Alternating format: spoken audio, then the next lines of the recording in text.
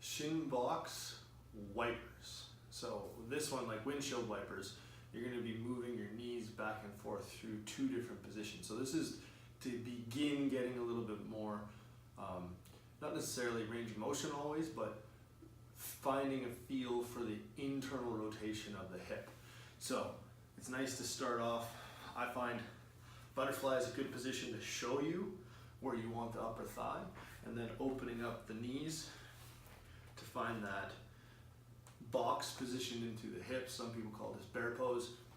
And then from here, picking which side you want to start on. So I'm going to bring my right knee into the middle.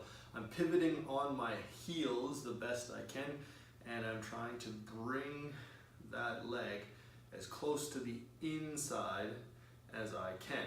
Now my right hip is lifted up off the floor. Ideally, you could keep that right hip down. I'm not quite flexible enough, so I'm trying to root down through my right hip as I bring that right knee into that internal rotation. So you're not just bringing it in, you're actually feeling as if the hip is rolling. So feel like the top of your leg is rolling down, the bottom of your leg is rolling out. So you're feeling that internal part of your thigh activate as you press down, and you're trying to think, I find helps, bringing the big toe towards the floor. So you want the entire leg on the same page. If you only focus on one point or the other, you can start to feel some knee rotation, which we don't want to get too deep into because we're not trying to make the knee rotate anymore. That just makes the knee unstable. So finding that one position, feel that stretch, and then both knees moving at the same time, going into the second side. So both hips are on the ground as best they can, bringing both hips into movement and finding strength. So it also gets a little bit of external rotation on that outside leg while working and learning to get that internal rotation on the inside leg. Hips stay relatively still as you bring the hips back and forth.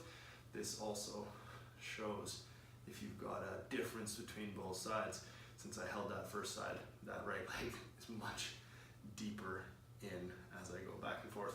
Also, something to think about is navel drawing in and keeping the spine as vertical as you can. If you're really, really tight, I recommend bringing your arms behind and actually focus on keeping the chest elevated as you go back and forth. That keeps the stretch into the hips rather than trying to really round and get too much congestion in the back and making it about your lower back and not about the hip.